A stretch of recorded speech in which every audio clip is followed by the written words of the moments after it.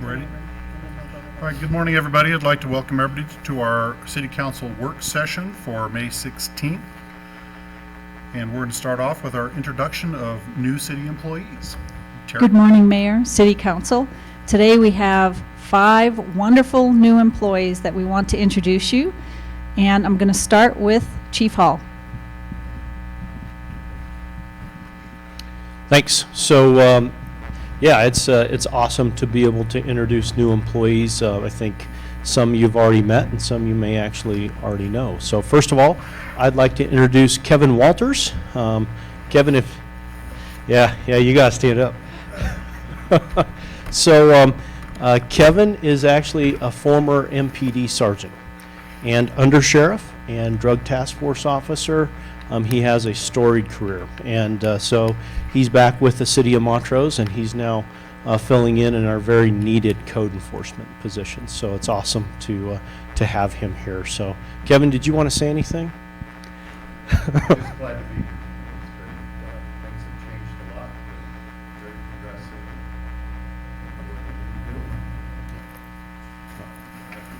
I'll say what year when I first started. When I first started, the PD was across the street, and then we moved into the library, and really, I think when we moved in there, we had outgrown it right then. But so it's great, and thank you for your time. Welcome. Next, we have Dave Copeland, Officer Dave Copeland. So, of course, we swore him in the other day, and he comes to us from Colorado State Patrol with a 28-year career. So. Thanks. I'll look forward to talking to folks and getting to meet you one-on-one and get an opportunity to learn a little bit more about it. Socially one-on-one, right? So, no, either one's fine. They're both opportunities. But I'm really looking forward to the opportunity to be part of the team at the PD and team building on behalf of the PD, but also with the city. It's a good opportunity for me, and it's something I enjoy anyways. It's every contact is an opportunity to make a difference for somebody. Frankly, in this job, not everybody likes to see the badge, but my job is to make sure that that they understand at the end of that contact that we are working for them and keeping them safe and doing those things. So I look forward to working with everybody. Thank you. Great, thank you. Welcome. Okay. I'm going in order. I am going in order. Hi, I am happy to introduce Quinn Hughes to you. Quinn is our assistant to the grounds superintendent, and many of you might already know Quinn because he's worked at the golf course as a seasonal employee for the last 3 summers. Is that right?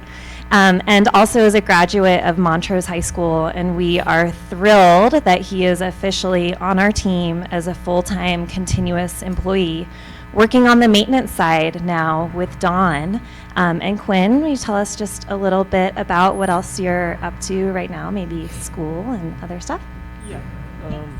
I'm currently doing my school through the Penn State Online World Campus, where I'm getting a bachelor's while working in turfgrass science.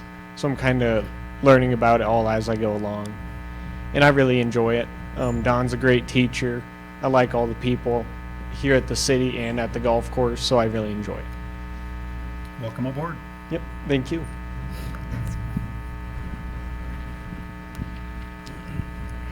All right, and I'll introduce Riker, our newest Parks Division employee, and he's been needed, so we are glad to have him here. We've already thrown him in.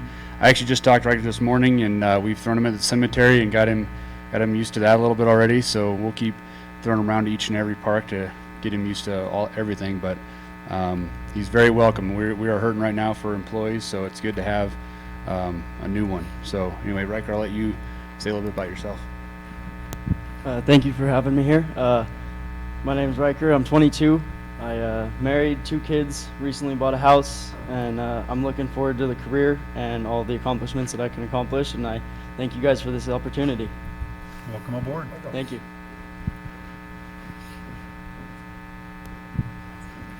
Hi, Shelley Robler, Director of Animal Services. I'm here to introduce Camille Dick, our new part-time animal technician. She was born in Montrose, Colorado, loves animals, obviously, and also a lover of the outdoors. I'm a senior at Vista Charter currently. I will be graduating in December. I've just finished a emergency medical responder class and got certified as an EMR. So I'm just happy to be here and getting more involved with the community. So Well, we're happy that you're here as well. thank you. Thank you. Thank you very much. I've got a question. This assistant to the groundskeeper, is that specific to the golf course? Yes, sir. Okay. All right. Thank you. And, Mark? and I do have a comment for the new project person that's going to be working at the cemetery. I know a lot of people that use that and walk there, and they're going to be glad to hear that you're aboard.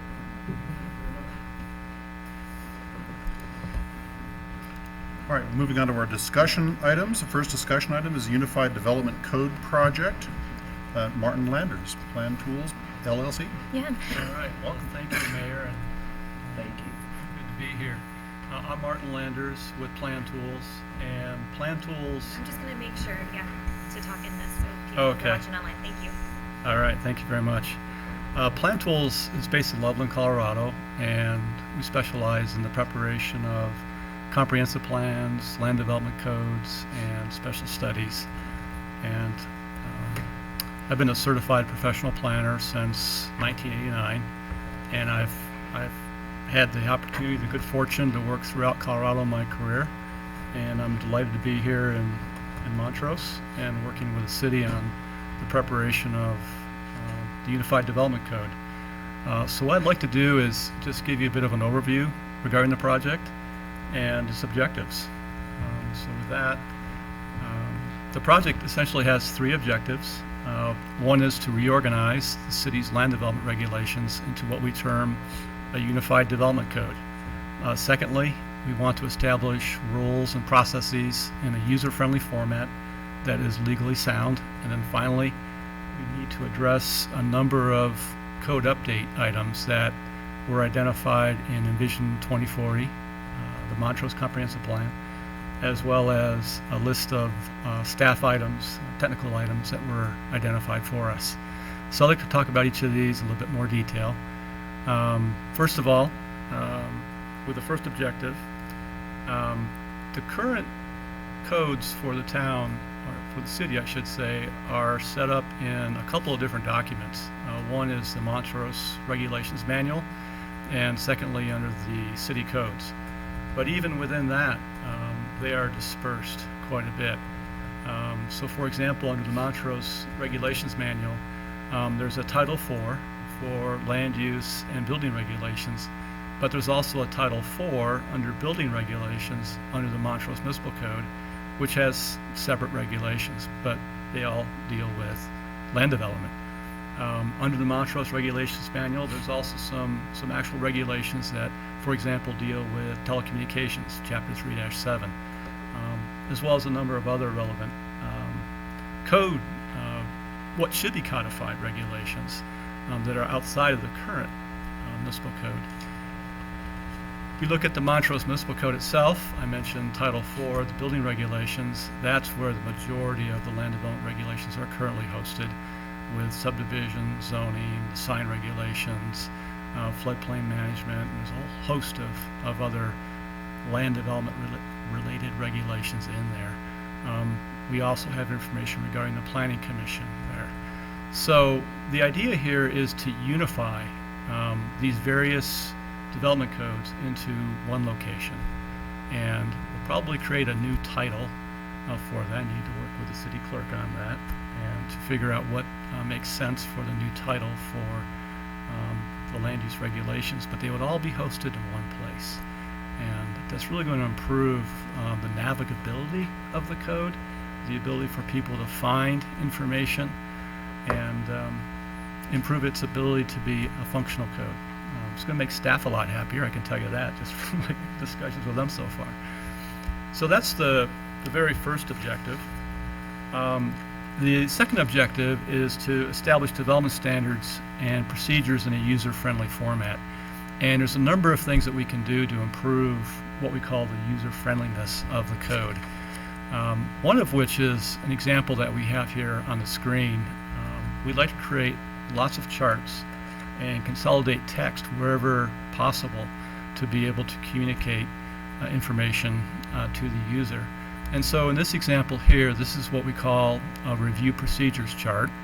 And so along the left-hand column, and I know it's a little difficult to read here on the big screen, but along the left-hand column are the various types of development applications.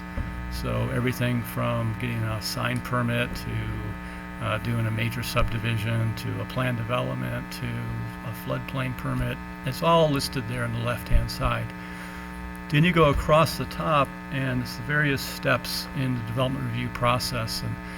And we like to start off with the pre-application meeting, going to a completeness review, making sure all the information regarding the submittal has been submitted by an applicant.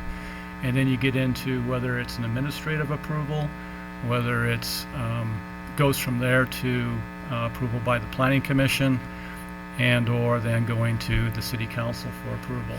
But various types of applications will have different types of approvals along the way, and so we'll indicate if there's a stop in that process for an applicant where they need to do something, whether that is going to be a public meeting or a public hearing, whether it's going to be required to go to Planning Commission, whether it's going to be required to go to City Council.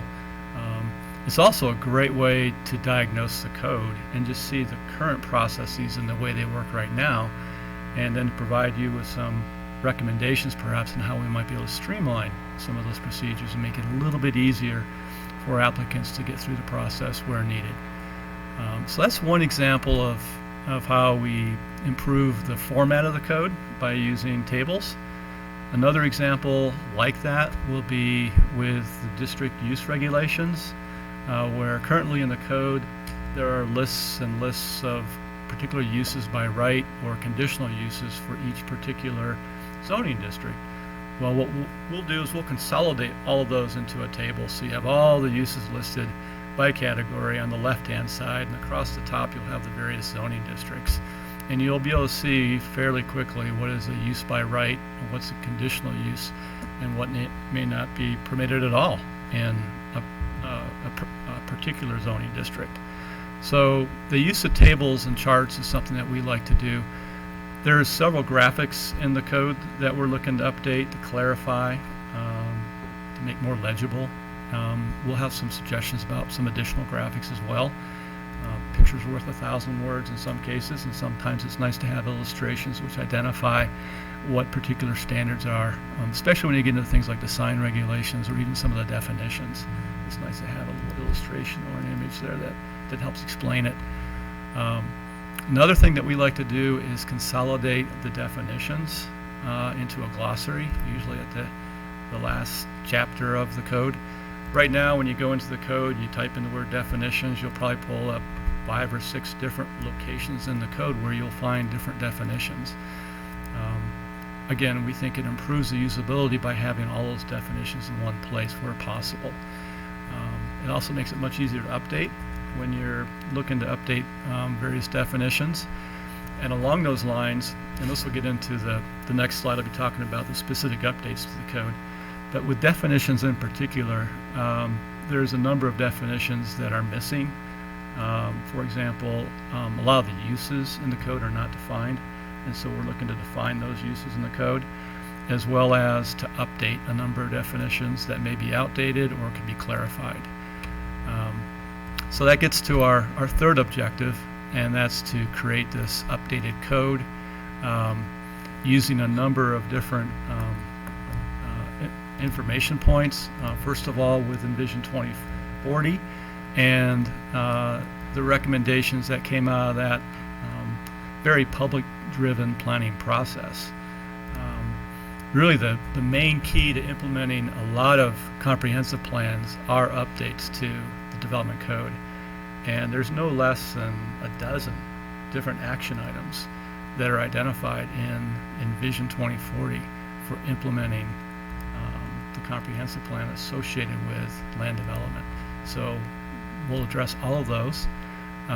City staff, including your former staff member, Amy Sharp, has identified a number of different code issues from the staff perspective of using the code and some of the issues that they've been dealing with in administering the code.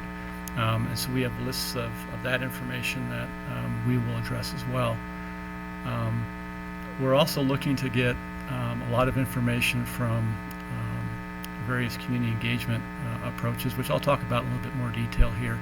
But that includes stakeholder interviews that we're having with individuals that are involved in either using the code or have experience working with the codes.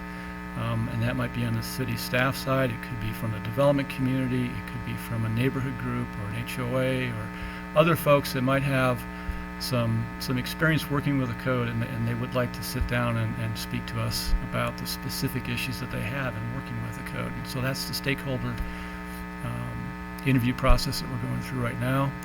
We'll be having meetings like this throughout the project with both the Planning Commission and the City Council, work sessions like this to meet with you and to let you know where we're at with the project.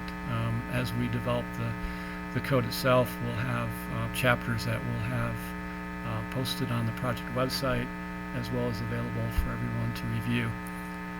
And then of course we'll have our own recommendations as a part of the process. When we're reviewing the codes, we see things that we'll recommend that could be updated. Let me just highlight our approach. Right now we're involved in what we call the code diagnosis piece of the project, and that's where we take a look at the existing regulations. We're reviewing everything in the two various documents that I just mentioned with the code and the regulations manual. We're looking at what works, what doesn't work, and what's missing. And one of the things that works, quite frankly, is staff and their ability to work with the code, to work with the development community. That's huge. And in all the stakeholder interviews that we've had so far, the development community and other applicants have been very complimentary of staff and how well that they're able to work with this existing code. Some of the things that don't work are some of the processes, some of the things that, for example, if somebody wants to put in townhomes or condominiums, there's not what's called a common interest community subdivision process for that, where you can actually create sublots for those particular units. And so we're going to build that into the code. That's actually one of the missing things in the code that we're going to build in there right now. It's one of the things that doesn't work, and it's also one of the things that's missing. So we'll be doing that. We're almost complete with that component. We have a few more stakeholder interviews to do. We're also working with a land use attorney on this team, Gerald Dahl, who I know some of you are familiar with. That's also working with the city on some other legal issues and legal matters. But he's on the team that we're working on with the code update. Jerry is right now reviewing some of the information that I've put together and making sure that we catch everything we need to catch in terms of this code diagnosis stage. So during May, we'll be completing that. And then we'll start with the update process itself, where, again, we create this user-friendly, legally sound set of land use regulations. And as I mentioned, we're going to provide some targeted opportunities for public input and development community engagement. So that's our process in a nutshell. In terms of our public engagement, some of the other things that we're doing, I mentioned stakeholder interviews.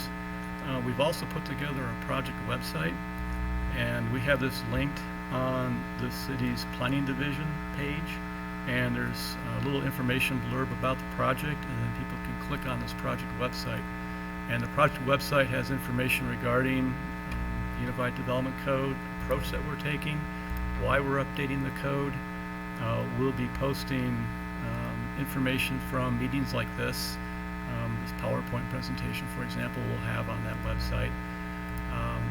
We'll also have draft documents as they're prepared. So as we begin to create the code document itself, put together the outline, all the work that we do, we'll post that on here for people to be able to access and take a look at. And then finally, we've got a contact page. So if people have questions, they can go in there and jot down their questions, send that to us, and we'll be able to respond. Our schedule, I mentioned that we're about ready to complete the code diagnosis component and get into the code update.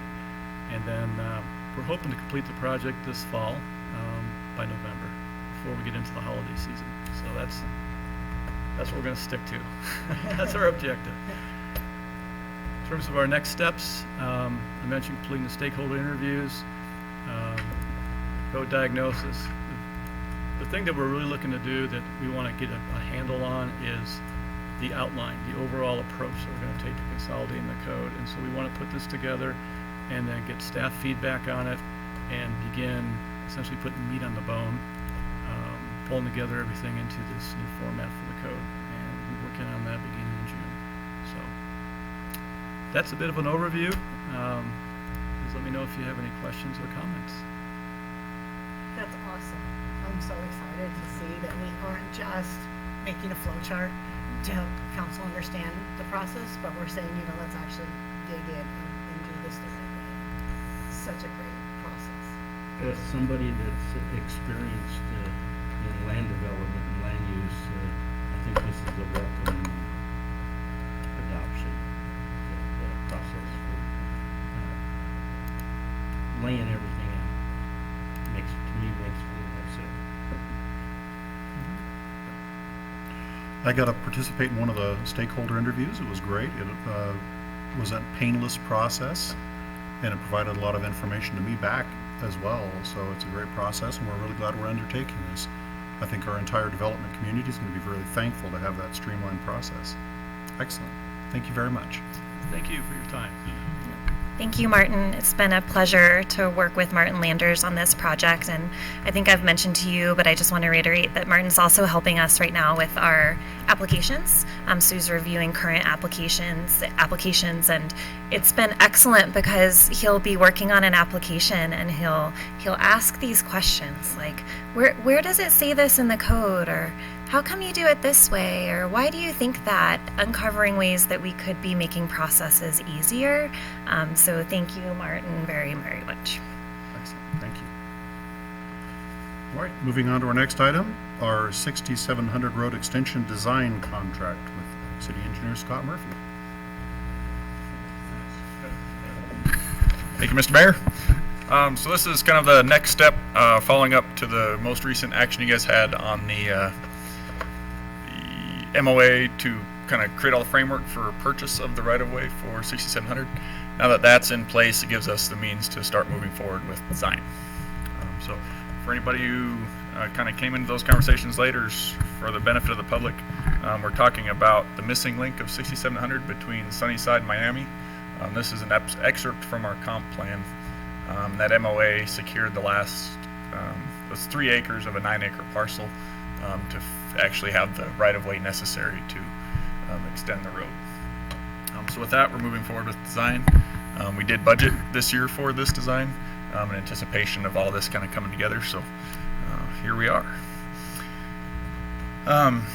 The product itself, we put out a RFP for the design team. Just for anybody who's not familiar with civil design, so it's essentially everything necessary to bring the project to construction, except for the construction itself. So all of the surveying, design studies, modeling, looking at some of the traffic stuff, and then working through also the permitting, which in this case likely to involve the U.S. Army Corps of Engineers and the Bureau of Reclamation, 2 federal agencies. So some of that stuff can take a while. Yeah, we're used to it. Put the bids out, open them on May 4th. We got 3 bids from Delmont, KLJ, and River City Consultants. With these, we asked for price. We rated them based on price and qualifications. In this case, most qualified and the lowest price was Delmont Consultants, so that makes our job easy, because we know they're a good bet. They've done a lot of projects for us over the years. They're great to work with. And Steve is here also from Delmont. So the low bid was $87,200. We are asking for an additional 10,000 of kind of contingency. Usually we don't put contingency on design projects. There's two major elements on this one that are kind of outstanding. One is the permitting with the Bureau of Reclamation. And so this site actually, let me I have to unshare and reshare here, just one second.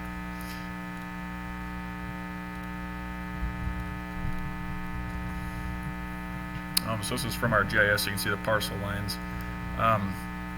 So this is where the new 6700 will run. The low point along the road is the Uncompahgre Valley Water Users Association H drain, administered by the water users, but owned and kind of managed at a larger level by the Bureau of Reclamation. They kind of take a stance that urban runoff cannot go into these drainage facilities. It's kind of a convoluted, challenging issue. But with that, we have to try and find an infiltration solution to our drainage, which can take, and then you still have emergency overflow and stuff like that. So we anticipate some work to be done with the Bureau of Reclamation there. And then also in these facilities, you can also get wetlands that develop kind of along the fringes of the bottom because you have this base flow water all the time running through them. And when that comes into play, that brings in the Army Corps of Engineers for some of the permitting because we'll have to culvert across that drain to put our new road in. So those are just, we couldn't scope them enough to where we could say put a price to it at this point, so that kind of becomes a as needed contingency in the product that we use if needed and depending on the complexity of those issues. So that makes the total recommendation 97,200.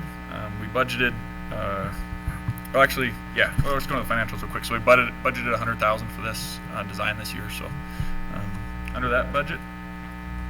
Then I will also speak to a couple other kind of ongoing elements of the project that you may see more of, or more discussions on this year. So going back to this map here, so there is the pink house. We haven't, with that MOA, we created the framework. Once all the council actions are done, we'll likely close on that in July. After we close on that, we are able to then demolish this house or relocate it. We try and relocate if possible if the house is in good enough shape.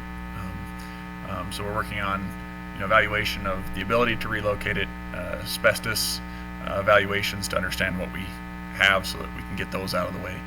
The tenant has moved out of that house, so it's ready to go as soon as we close on it. So we'll be working on that. If the abatement is pretty large, we may come for a council approval of abatement just to get that out of the way ahead of time. Again, those things can be, especially with contractor availability these days, can be a pretty long lead, so it's, if we can get them out of the way, it's always a good thing. Scott, just for the public, that we would have to abate that whether we move it or demolish it? Exactly. So it doesn't make any difference whether we do which, we have to abate that project for any asbestos before we do anything. Yep, exactly. Yep, that's a great clarification.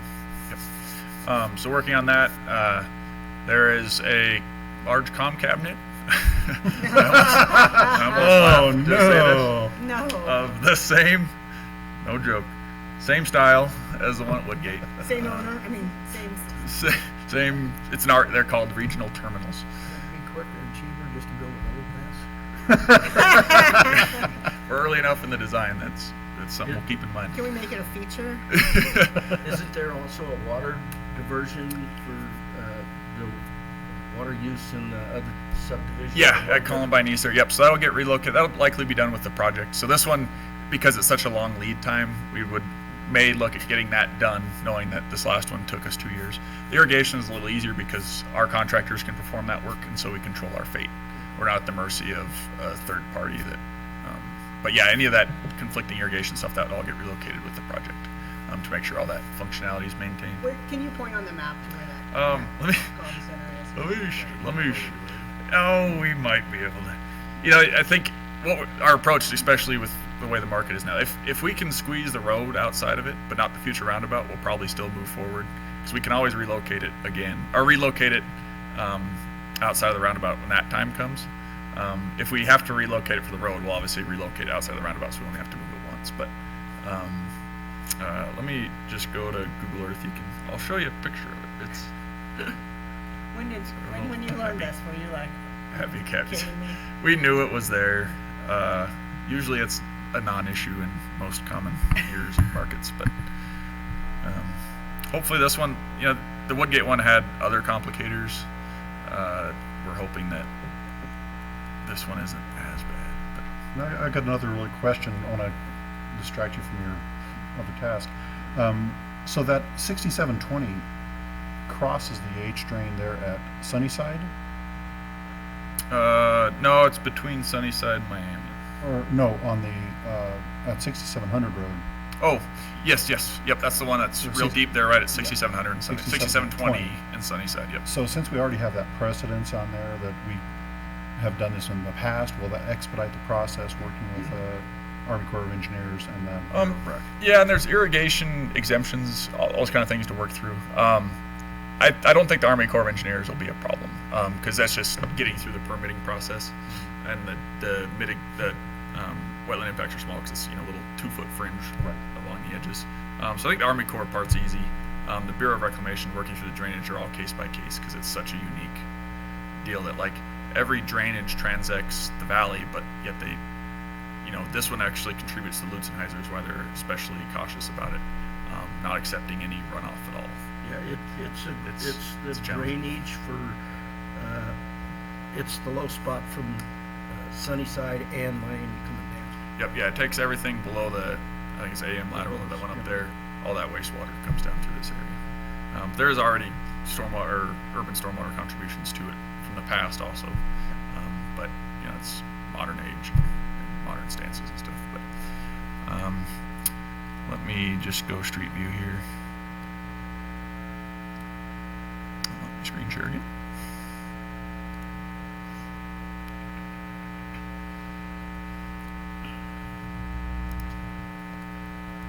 There's the pink house.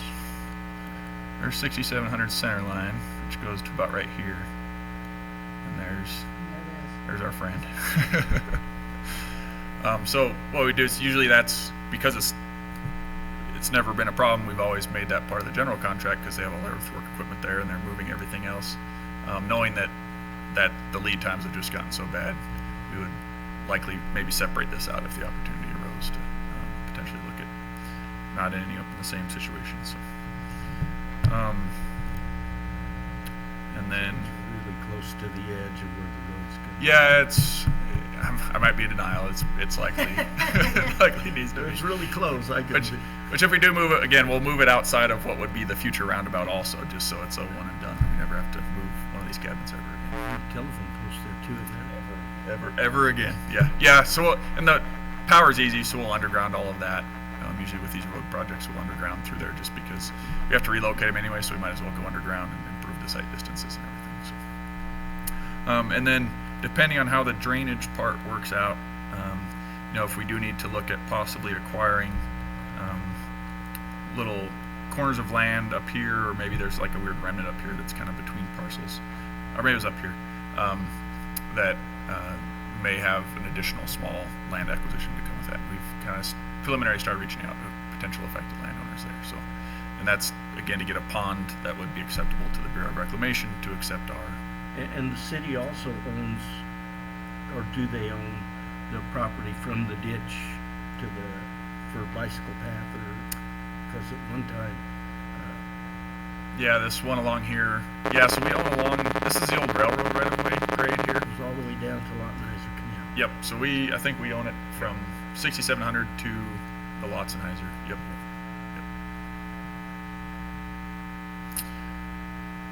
So, if all is good, we would come forward in first meeting in June for contract.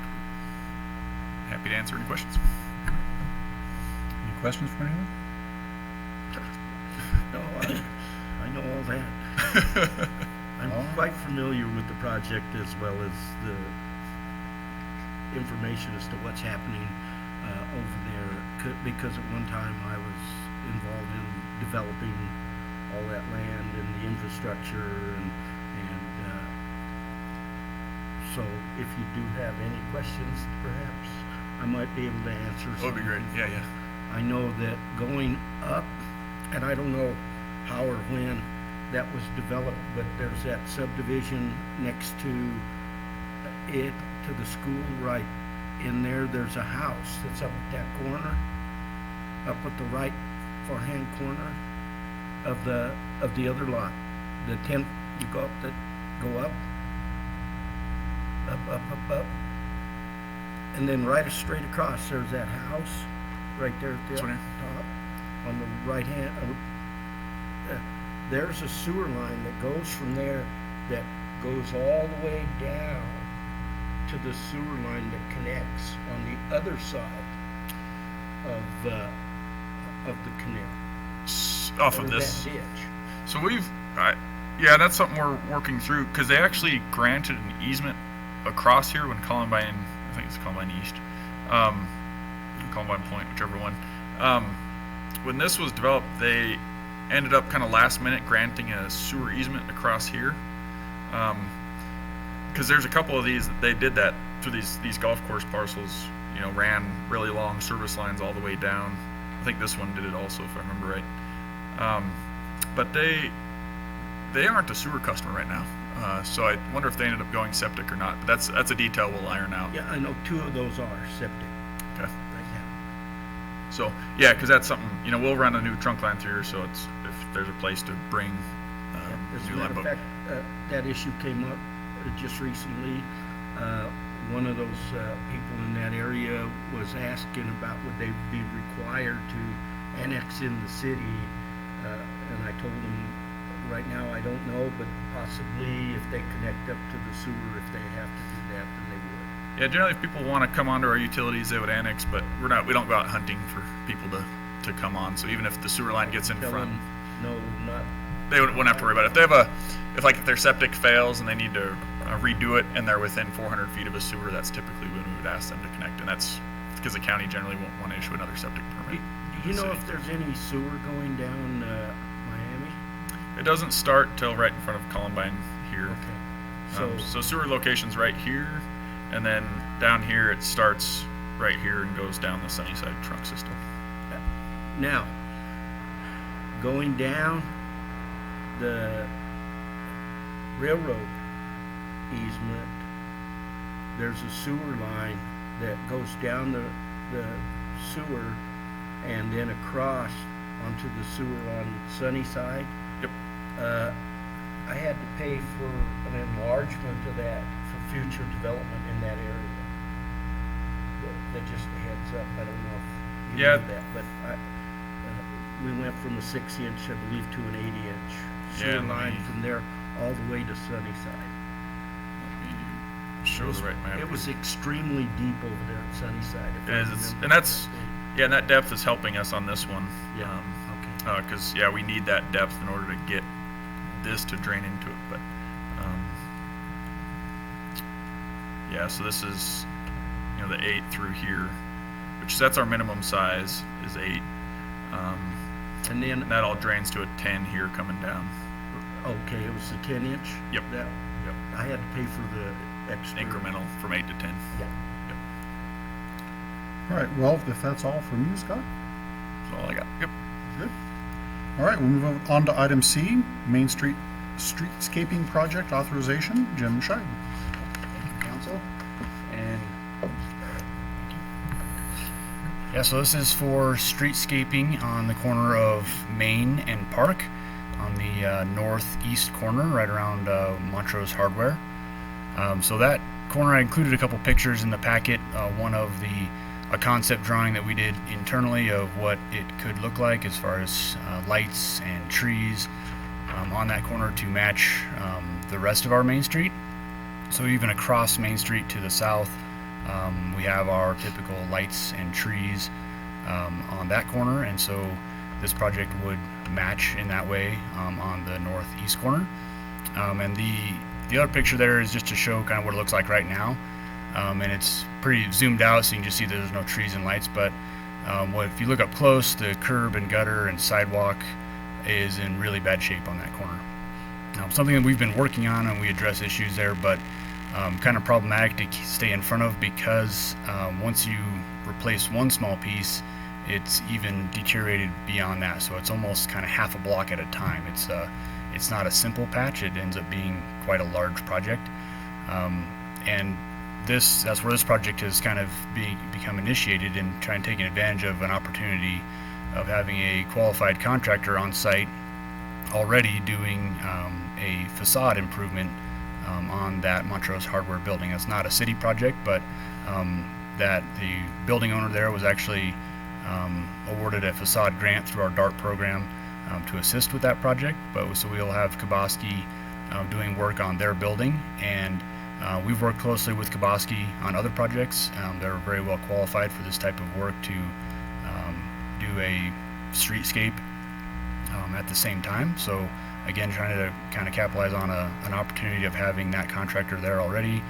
And so we've worked with Kaboski to get us pricing for the improvements we'd be looking at there, mainly related to the sidewalk and ADA accessibility issues there, and getting a new ramp on the corner, and fixing the cross slope issues for that whole half block. So again, working closely with Kaboski to kind of refine pricing. We are asking for the authorization of $238,000. That would include a contract with Kaboski for $215,908. That's a contingency. The difference is an owner's contingency for unknowns.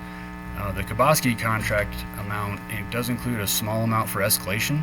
About 5% of that is an escalation contingency. But to get ahead of that, we looked at what materials there would be, especially lights. That would probably be the most likely one that escalation could occur with. And to stay ahead of that so that there's no change in price, we have those lights. So we can contribute the lights to the project because we have locked in pricing. We actually have them on the ground now. That way we're not stuck with ordering them now and finding out in 4 months that the price has changed. So that's one way that we're kind of assisting in the project, and also trying to keep pricing stabilized. We would also be doing a few other things in-house, like the asphalt patching around the curb and gutter. We would do that work. Striping of parking stalls and things like that we would do in-house. So trying to assist with what we can, and also so we can keep that scope limited to where the price won't change. Jim, are we looking at doing anything with the traffic light itself? Not at this time, no. That one's been functioning well. We did add the turn signal to it a couple years ago now, and that does seem to be functioning well. So no, at this time there's no plan to replace it. So this again was not a planned project, but is kind of taking advantage of that opportunity to do an improvement that is very much needed on that corner. So this would be funded out of our general fund reserve. And with that, I would answer any questions there may be. So Hey, from a Jim. DART perspective, we've already seen this show up a little bit, and we've seen some of the conceptual drawings already. So some of us are already somewhat familiar with the idea and the rationale behind adding those trees and the lights to continue kind of that visual aspect of our downtown even further down, to make our main street more attractive. Who's doing these drawings? They don't have a company on them, are they in-house? They are. That's Jackie Bubinek, our Parks and Streets Superintendent. He has landscape architecture in his background and is able to sketch those up, and we've utilized that on several projects. It really helps to get the concept out there. Sometimes that's our biggest hurdle, is just to kind of get what we're thinking on paper. And they're not construction documents by any means, but they definitely help tell the story of what we're intending on doing.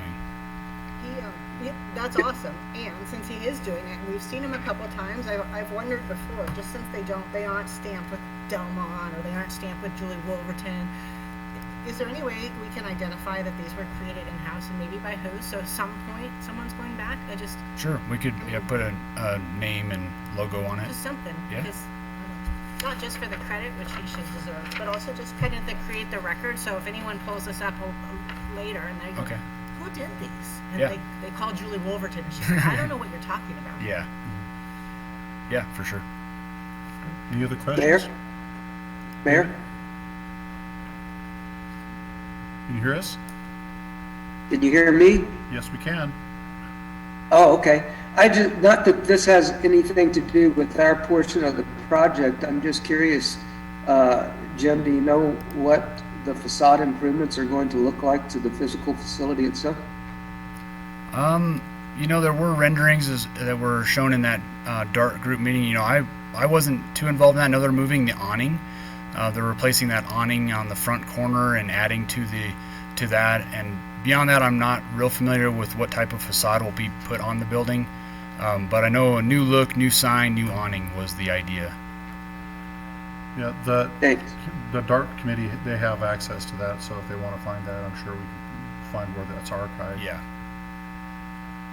Okay, are there any other questions on this project? What was the total amount for the DART funds that were going to go toward this? I believe it was a $25,000 grant they received from the city. And that was only a portion of the project. Again, I don't know the dollar amount off the top of my head, but the $25,000 was only a portion of the facade. Is that included in the $238,000? No, this is totally separate. Completely separate item. So that's separate. So that would be in addition to the $238, whatever DART funds. No, it's completely separate. The Kabowski bid for the facade through the DART program is $91,366. That's already done, the private, The facade project. I'm just pulling out a DART packet, and I'll send that over to you. I'll send it to all council. That'll address David Reed's. It has facade renderings. Okay, I was just curious because he's asking for these funds to come out of the general fund reserve, and you know I'm thinking about all the complaints on our sidewalks and roads and stuff. Why we're doing that there and not providing more funds, even though we did provide additional funds for that sort of work this year. Why are we doing that? And then how's that going to impact his? Well, currently they use the sidewalk for their equipment and their stores and all that. And yeah, we would separate that, so it would kind of clean it up. Right now, it kind of just consumes the entire sidewalk.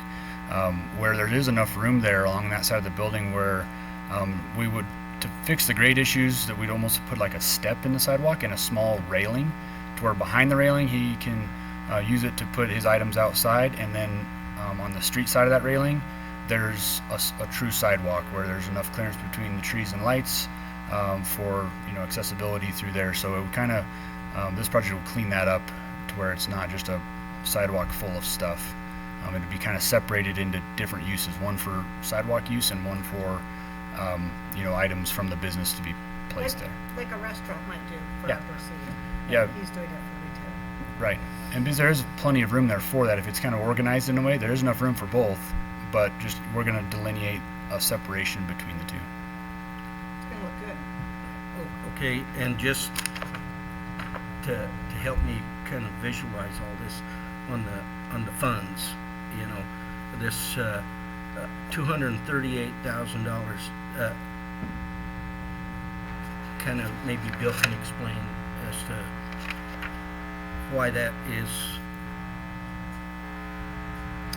Well, what I'm trying to say is that we have $238,000. How much of that is coming out of the general fund reserve, and how much is DART?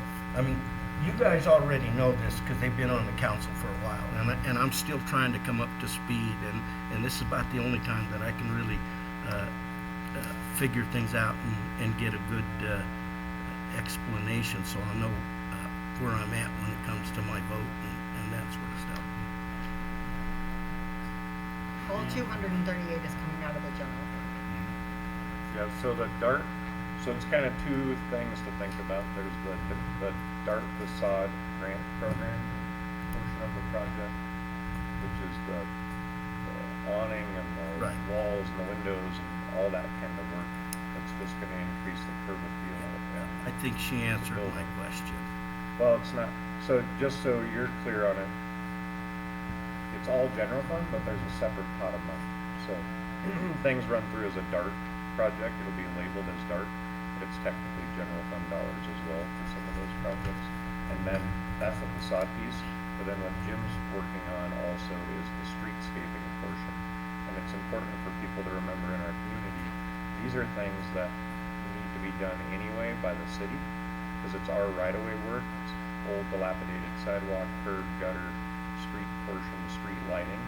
And so that isn't really only a business incentive. That's just moving up the timeline of projects we would already do anyway. And that's why we don't always know at budget time when these things will come up. We know that in the next few years it needs to be done, but if a business owner wants to invest some of their money that particular year, then we'll go and council will pull that out of the general undesignated reserve and put it because it's timely, rather than have them do their project, tear up everything, and then we say, well, it wasn't budgeted, so we're gonna have to wait till next year to do it. Now we have to go back in and tear the street and sidewalk out again, and so it's much more cost effective and efficient for the users and the community to do it all at once. That's why that timing is a little different, and you see that it is coming out of that undesignated fund balance, which I don't have authority to approve. That's why it comes back before council. It's a bigger example would have been like when the city redid Woodgate at the same time the rec center was doing construction. That wasn't, the city was gonna do Woodgate at some time in the near future and moved it up to that year so that it would only be closed one time. Yeah. That was like a bigger example. So this private business owner is fixing up their building. They also applied for a grant from the city. And the city is now gonna do work on that block at the same time. Yes. So what's their contribution? Do we know? Yeah, it's all outlined. I just sent the whole packet from the DART meeting, which shows the overall construction project.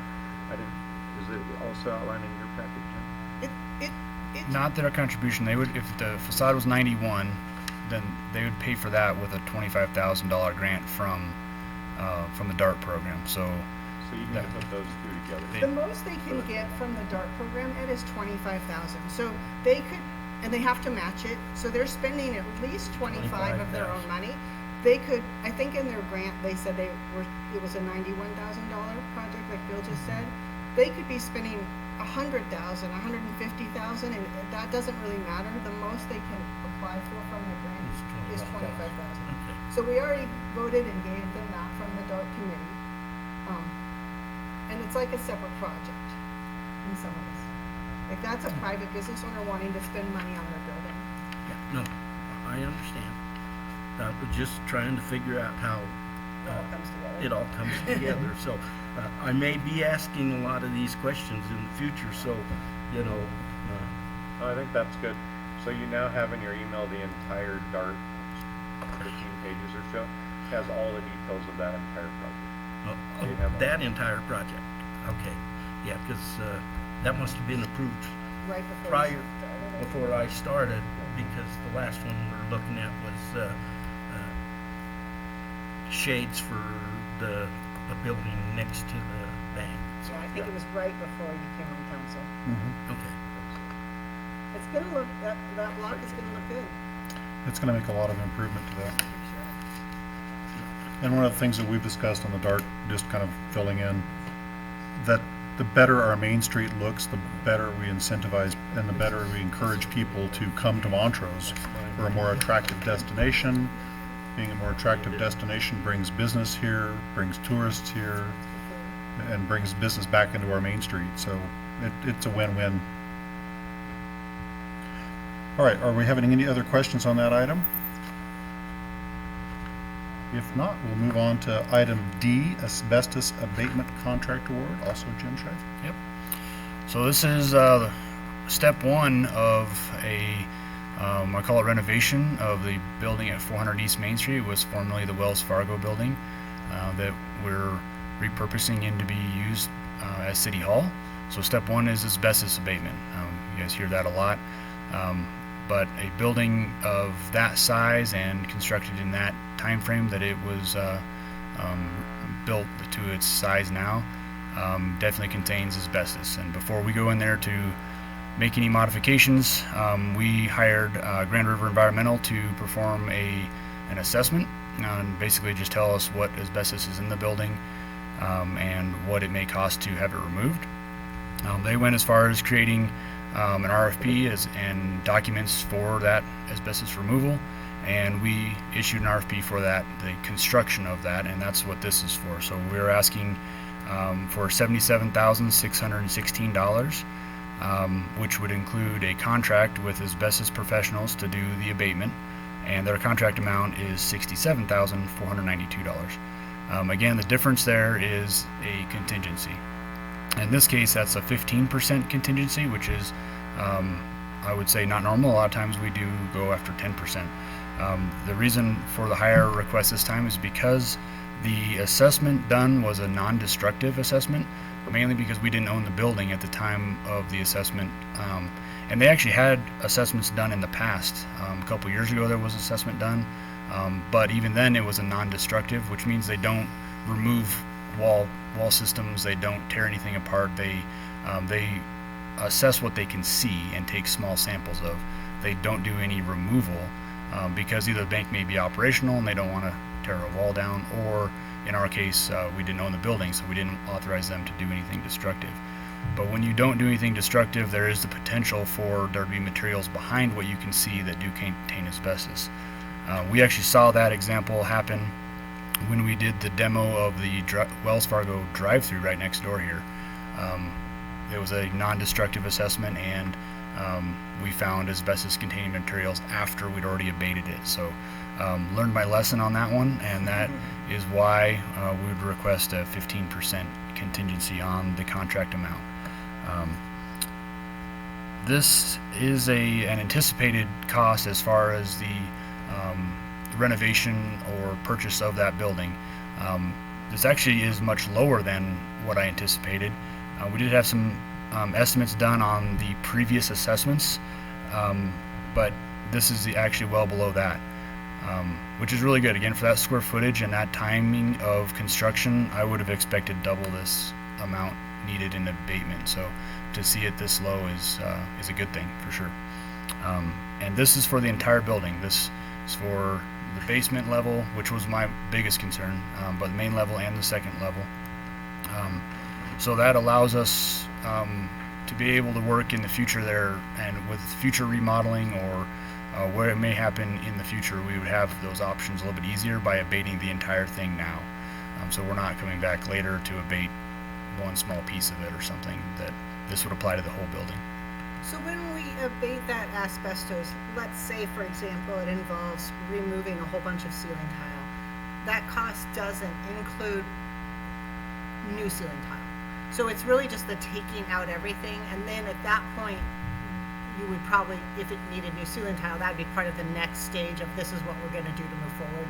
Yep, and yeah, we've anticipated that already as well. So there is a couple walls that will need to be removed, or at least the facing on the walls. And so within that overall cost estimate of the renovation, that's included in there. So we've already accounted for that in the renovation part. It's not like there's removal and there's new stuff and in a gap is, okay, got it. No, we've anticipated that, and it isn't a lot. My estimate is in about $30,000 range, and that's probably a high estimate because I don't know exactly what it is yet, but we do know a couple wall systems are coming out, and some insulation that would need to be replaced. So we've already counted on that somewhere. We've already accounted for that as far as the cost estimate goes for the entire project. This is just the piece of it removing the asbestos.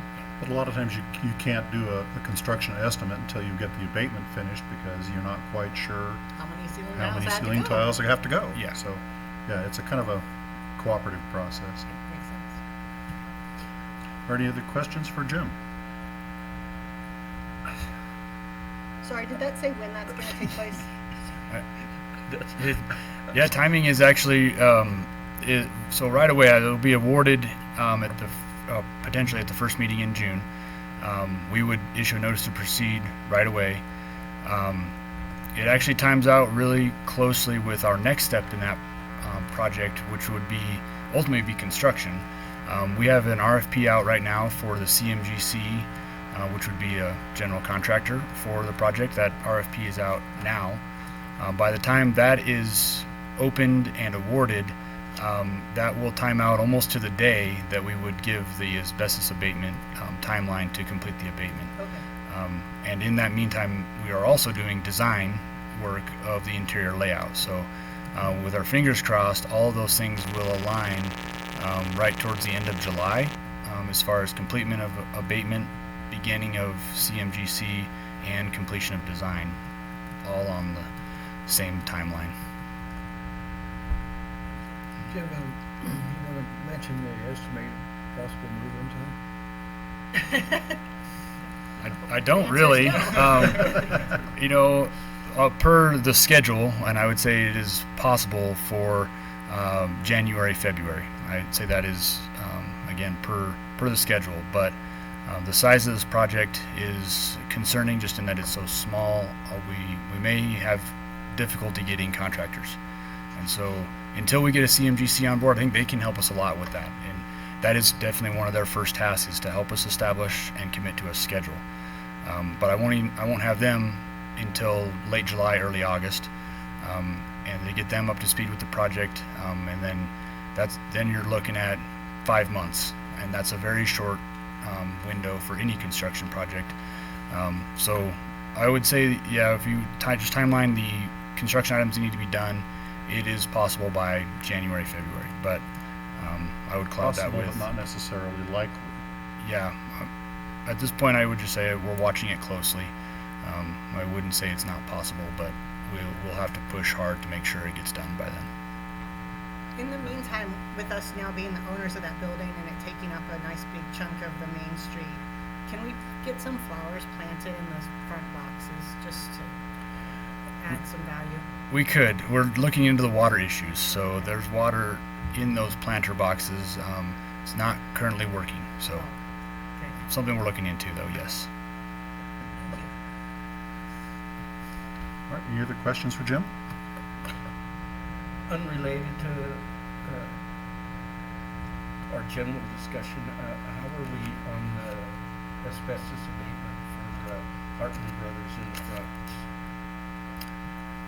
The street, curb, gutter, sidewalk. I know there was some issues and we had some horrific winds lately, and I'm just concerned as to...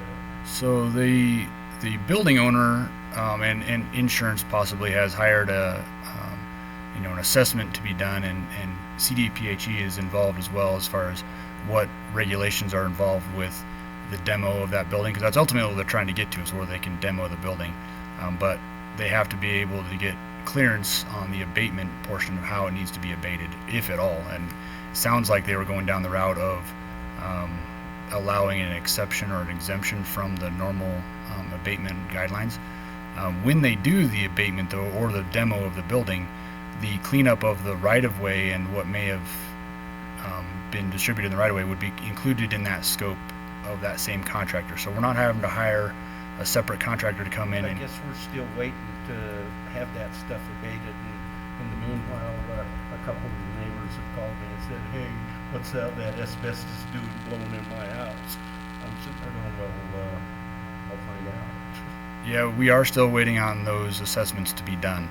So we haven't heard any steps yet, as far as there's several agencies that have to do investigations and assessments before that can happen. And as far as I know, it's getting close, but I have not been told of a date that they would do demo.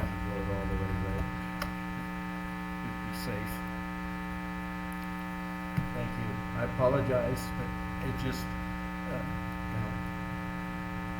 I'm a magnet for those kind of concerns for people. I don't know why. The important thing is it's not a city project, and we're not allowed to remove that asbestos. So it's that, totally out of the city's control and out of our jurisdiction. Right, but it is city property. Yeah, if there is any asbestos out on the street. All right. General City Council discussion. Do you guys have any items? I don't have anything. I would say what a great party they had out there yesterday. Yes, and I wanted to give a shout out to Councilman Glassbell, because Doug showed up first thing and he worked very, very hard all day. He was an amazing representative of the city all day as far as good work ethic.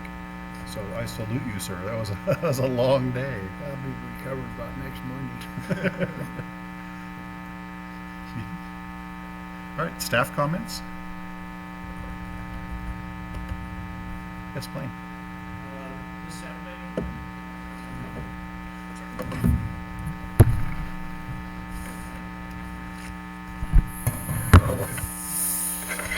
Right in a big knot. Right Yeah. there. So this Saturday from 10 a.m. to 4 p.m.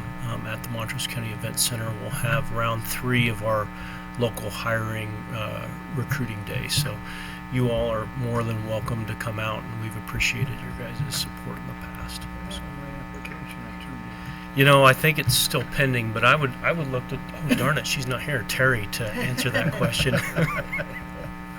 It's pending. Doug. It is this Saturday? It's this And Saturday. what's the time again? From 10 a.m. to 4 p.m. at the Montrose County Event Center. Thank you. Any other staff comments? I'd like to hear an update from Scott Murphy about Woodgate, because I can see curb gutter went in and how that's going. Yeah, so they started the curb and gutter across the old Woodgate. They're patching that hopefully this week ahead of, but that's just a small shoulder thing, so that one's out of the way. They've removed the old Woodgate Road, are working on gas line relocations now, and starting on Storm, the big Storm trunk line this week. And then the latest we heard from CenturyLink is they would be out by the 25th, which is ahead of when we need them to be out in this latest schedule. So, And going right after that with the road? Yeah. So So they'll be there until it's done. So getting close.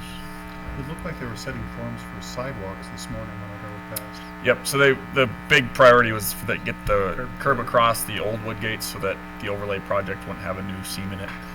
Looks like they won't be into that. CDOT won't be into that area for their overlay for a while, but it's just good to be out of the way either way. And kind of speaking on that front too. So today is the last day of daytime traffic control on Townsend for the water project. They're doing some last little repairing of the old potholes and valve abandonments. They're patching 12th and Montrose Drive today.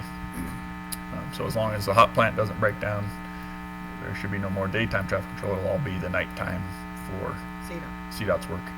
There was some questions. So CDOT asked us to close the underpass, the Rec Trail underpass by City Market, and that's driven by they're redoing the expansion joint in the bridge, which carries a risk of falling debris.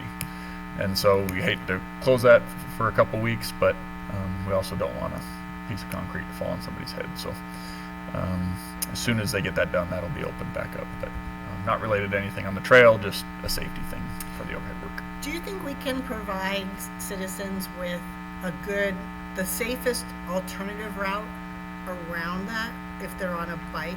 Just because we're getting into that time of year where I think people want to use that trail, and instead of just kind of saying figure it out yourself, maybe you could look at it and say, this is the safest way on a bike to get across that. Yeah, and it'll depend on if they're northbound or southbound. I mean, maybe it's as obvious as use the nearest traffic light. We can, we'll talk to them to just set up a pedestrian detour to kind of guide them like we would for a car. But I'm pretty familiar with that, and I'm still sitting there thinking, do I want? Yeah, that was a big driver for the project. Is there isn't right? There isn't a good one. I mean, you can use obviously the signalized crossing. So if you're southbound, Odell would be the next one, and then you can go past Four Seasons Mall and connect right back up by McDonald's. Okay.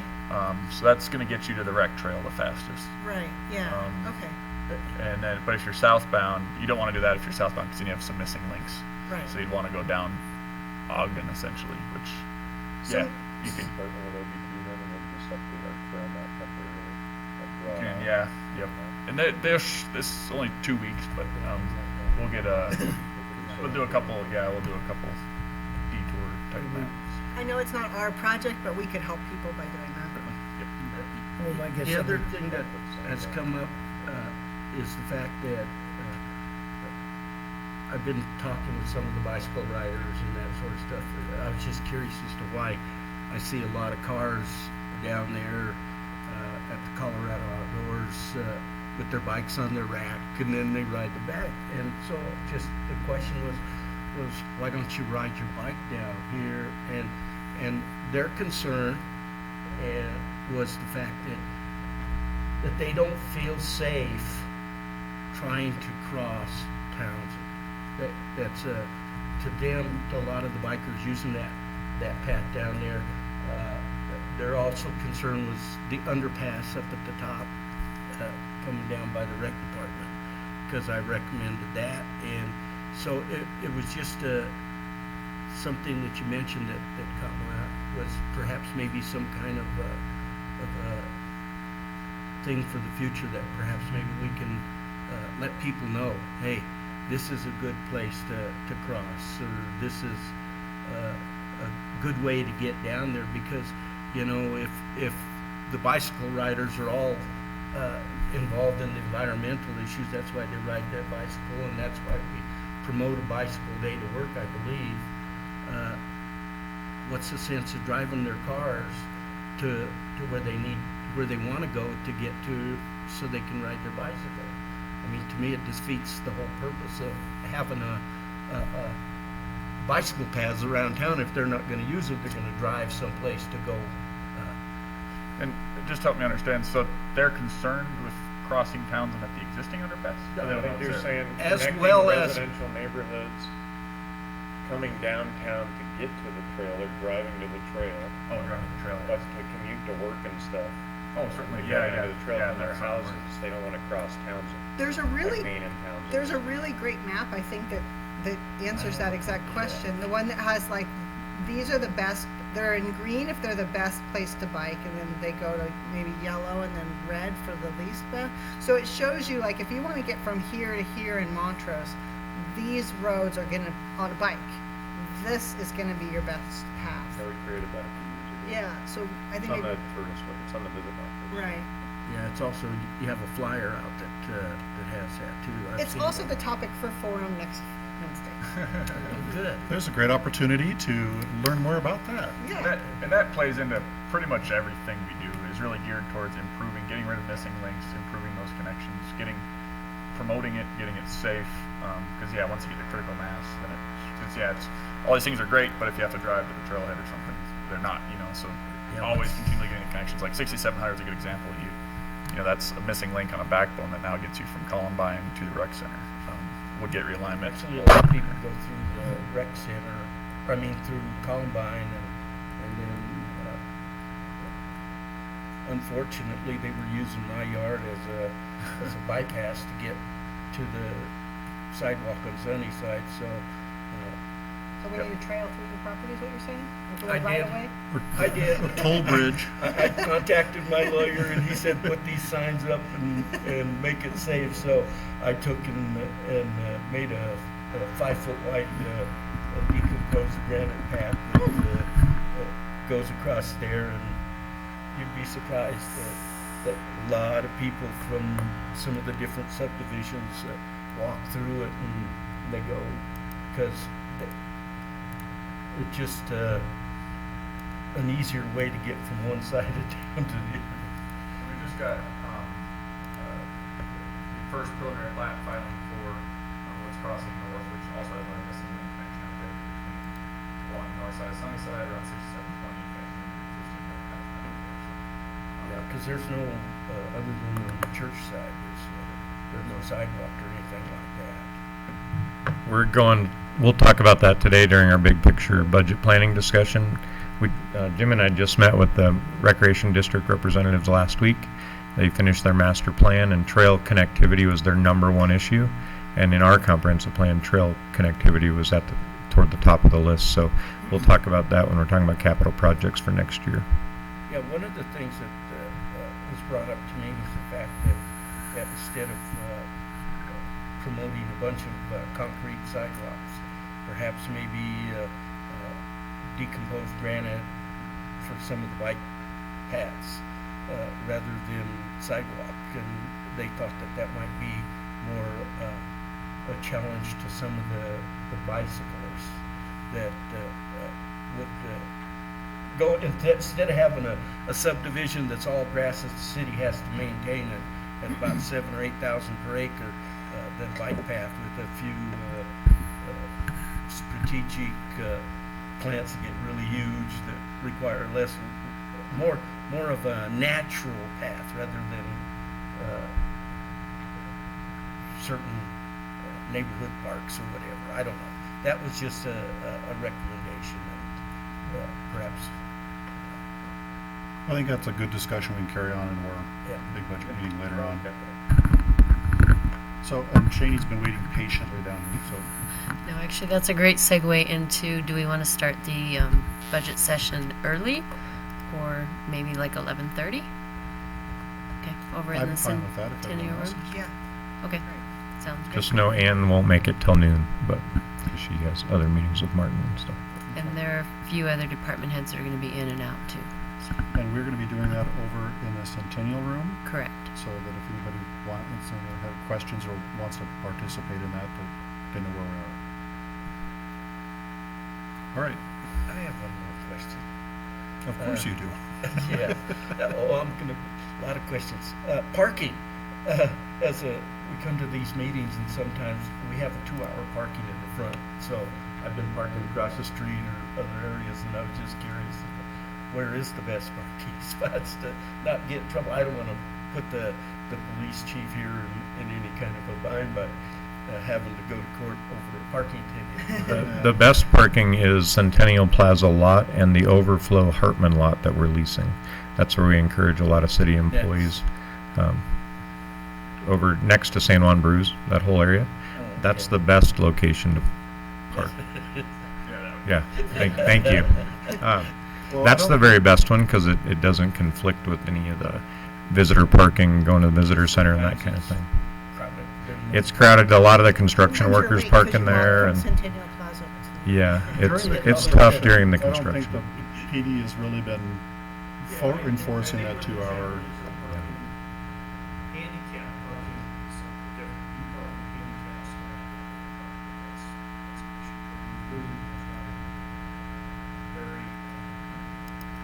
Proactive on just making sure, because parking's a challenge. Flexible on the 2-hour limit. Yeah, they haven't been really enforcing that 2-hour parking for. And parking's only going to get worse here shortly. We haven't started that yet, I right? thought this was going to be police vehicle parking starting, I thought today. No, actually it'll be starting June 6th. Oh, okay. That's what I was just referring to. Yeah, it'll get much worse, but for a short period of time. Yeah, and we're going to put signage up so people are aware that that's the designation of that parking area, so that we don't have people just randomly parking there without understanding what the purpose is. We've been starting off press release, social media stuff. Apparently I got it, just not the date. All right. Are there any other staff comments or comments by council? If not, then we are adjourned. That doesn't, you can't tell.